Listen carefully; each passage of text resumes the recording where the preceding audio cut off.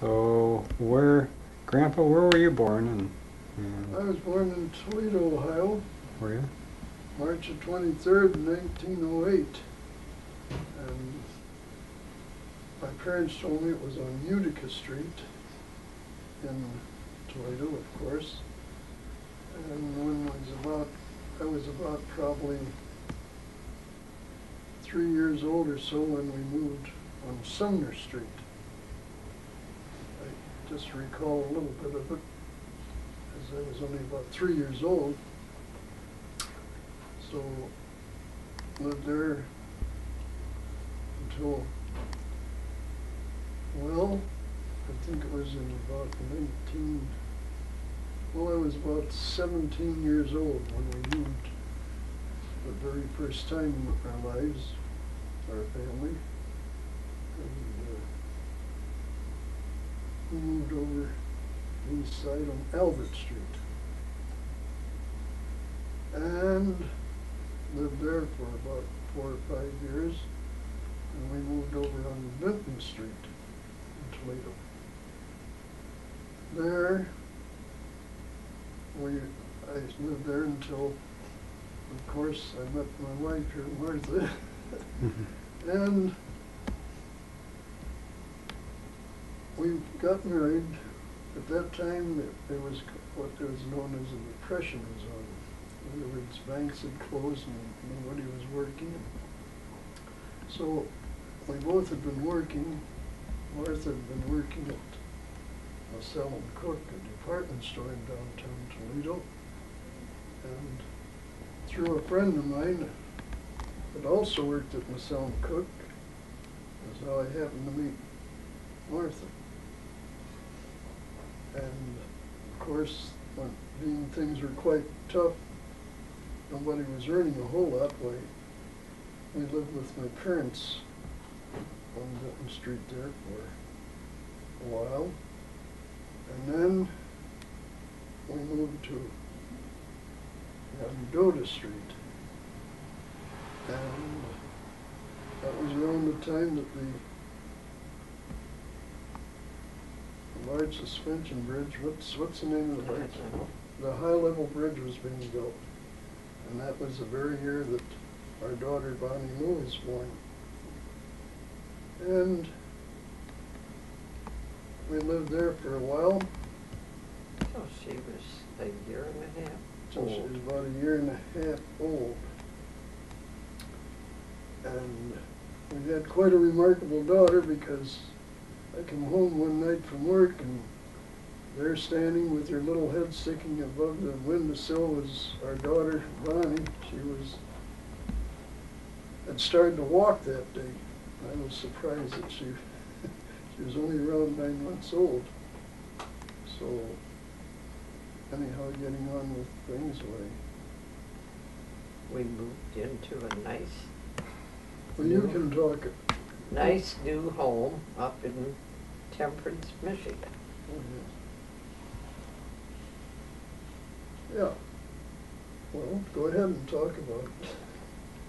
And we lived there until she was two years old. Well, she was 18 months old when we moved, I guess. And then we had raised we had chickens and ducks, I think, at that time. You raised them for yourself or to sell? Oh, yes, yes. We got the little chicks, and then we would gather the eggs. It got quite large. And then there was a dairy farm, because it was mostly just a little suburb area in there, maybe about 10 little houses. And this house was a brand new home. The people lived next door, and he built it that he and his wife were going to live in there. And that was, like we said, it was during the Depression hit. And they couldn't afford to live in it, so they decided to rent out and see if they could save it that way. And we were paying $20 a month rent. $20 A month rent at Where's that that time, and it was a beautiful home, had all hardwood floors, a big living room, dining room, and kitchen, 2 bedrooms. And then we gradually bought our furniture because we didn't have anything. We started from scratch, and then of course it was at that time that your money in the bank wasn't worth anything. It was all. Well, go ahead, now you finish. The banks were failing and had failed, and even though you had money in the bank, you couldn't even draw it out. In other words, they were closed and everything was tied up, so they give you some sort of a script that stated that if they ever got back on their feet, they'd pay the full amount, but a lot of people couldn't wait for that, the same as we did. We were married, so we took the script and started buying furniture with it because at least it would be worth that much, so to speak. So anyhow, we just turned that script in, and that's how we got started on it, buying our furnishings for our home. Mm-hmm. Anyhow, it was touch and go, how should I say. Getting back to how or when we got married in 1930, which of course was 29 was the big crash of the banks and so forth. So that's what brought on all this tough times. And so the place I was working, the lady asked me, the owner's wife asked me, says, "Why are you ever thinking of getting married, Raymond?" She says, "The way times are and all." I said, "Well, I don't know, it must be love." And I says, "If you look in the newspaper, a lot of other people are getting married." I said, "That doesn't stop them." But anyhow, down through the years, we did make out fairly well. We finally got to a place where we had 2 acres of ground, moved on Tracy Road, it was near Walbridge, Ohio. So then we had 2 acres of ground, so then we got more chickens, we got ducks we were raising, and we had vegetable garden. Your and gladiolus? gladiolus, everything. Yeah. Of course, it took work, but when you're young, you can do it. And of course, Martha here, she worked right along with me, naturally. Mm-hmm. Was Bonnie born in Bud? Or? Well, no, Bonnie was born on Yandota Street in Toledo. Mm-hmm. And then 4 years afterwards, our son Buddy was born over there, but he was born at Mercy Hospital. No, yeah, I think it was Mercy Hospital in Toledo. And we lived there until Bonnie was going to start to school. And then the owner that owned the house where we lived wanted us to buy it. But then Ray had, his mother and dad had a friend by the name of Mr. and Mrs. Massman, and they knew about property and stuff like that, and we had them look at the house to see if the price that the man wanted to charge us for it. And it was very reasonable, and we should have bought it. But they said that there was going to be too much repair on it. And so we took their word for it, and we didn't buy the house. But the man that owned it wanted us to buy it so badly, and he was going to practically give it to us, wasn't he? No. Well, it was very reasonable, $12,000. $12,000. At that 2 time. acres of ground. 2 acres of ground. 7-room house. Yeah. But anyhow. That's where our son Buddy was born. Mm. And where did you work, different places that you worked until you worked at Accurate Bindery in Cleveland? I mean, you've had a lot of jobs before that. Oh, What well, kind of jobs? originally worked for a bookbinding company called Kitchell's Bookbindery. That was your first job? That was the very first job. How old were you? I was 16 when I started there. And I was supposed to start learning the trade, learning the business and the trade. And how should I say? I stayed there though. I'm trying to think when Kalmacher bought us out. Well, anyhow, I stayed there for about 10 years, and I worked at Franklin Printing, an engraving company. I worked at the Caslin Press. These are all old printing firms that are out of business today. And I learned everything I could about the business. And in, what was it, 1956, another acquaintance with me and myself went in business in Cleveland, Ohio. We created and started the Accurate Bookbinding Company in Cleveland, Ohio. And eventually, this other fellow wanted to buy out, so he bought out. And, no, excuse me, in other words, when we first went in business, it was called the Olson Bookbindery because we had some stockholders in there that the name of Olson. And when they dropped out, and when my partner went to drop out, I kept the business and worked hard and kept it going and named it the Accurate Bookbindery, which was located on West 58th Street in Cleveland, Ohio. Pardon me, honey, it wasn't the Accurate Bookbindery. It was the Accurate Bindery, Inc. Yeah. Wasn't the book. Anyhow. And in Well, why did you come up with that name?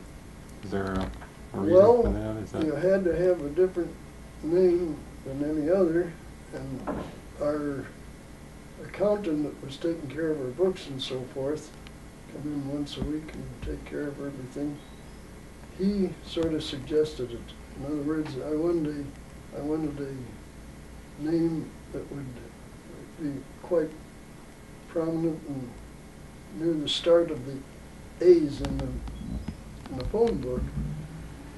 And of course it would be listed under printers and bookbinders, so he sort of hinted that. He said, that'd be a good name. I said, yeah, that does sound pretty good. And that's how we come up with the name Accurate Bookbindery. And of course we tried to live up to that name all during our operations, you know.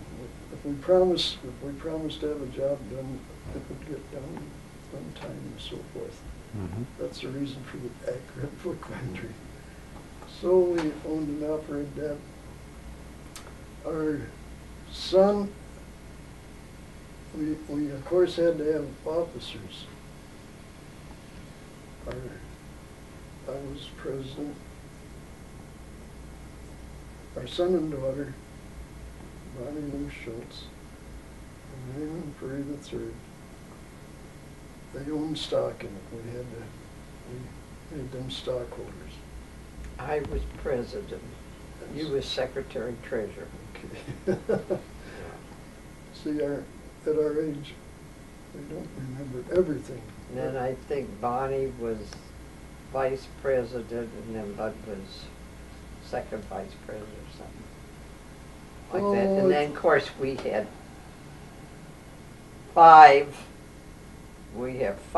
lovely grandchildren. Our daughter, Bonnie Lou, had 3 for us, and our son Raymond had 2. So we had 3 boys and 2 girls.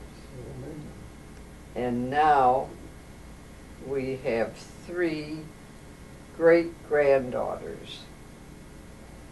And our granddaughter, Cindy Sue, has 2 girls, Jennifer and Casey, 10 and 11, and our grandson Ronald and Katie gave us a beautiful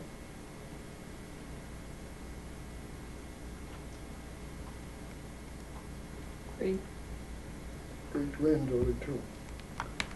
You have to shut it off maybe because she's That's all right. cracking up here. But Grandma's not feeling too good. Grandpa, when you were, just today you said something about you've seen a lot of changes in your life and a lot of inventions and a lot of innovations and things have happened.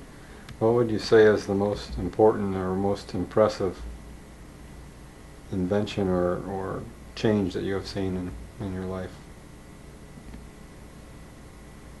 Something that really has stood out, has impressed you the most, and what has happened?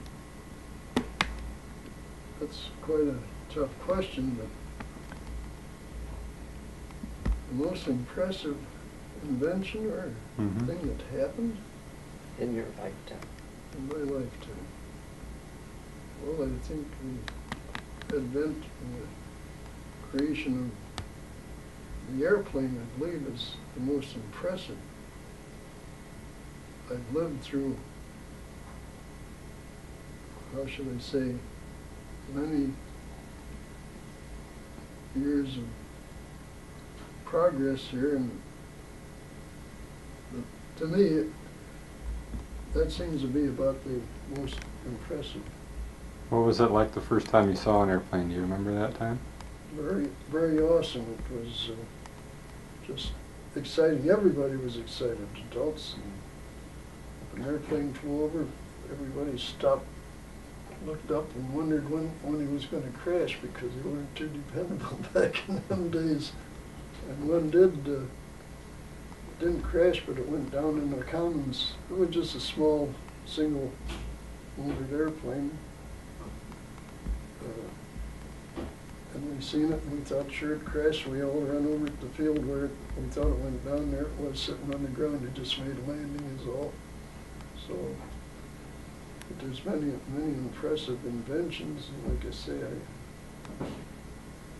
they're continuing. In other words, What about your printing trade you no, just seen? excuse me. In other words, it comes to mind even more so than the airplanes being invented and so forth. How should I say here? The space program that's taking place now. In other words, this is most. I should have said this is the most unbelievable thing in my lifetime. It just is unheard of. When you think of it reveals that the Earth is actually round, that the Earth is actually floating in space. The moon and the sun are up there in what we call space. And the most important thing in my mind is what keeps the... Part, you said? Yes, in other words, we all are taught and have been taught down through the years that there's a God and a person or something that watches over us and so forth. And I guess I'd explain it this way. It's unbelievable that all this exists. And there's only one answer to it, that there must be something that we call God over and above us all, because it isn't just there because it's there.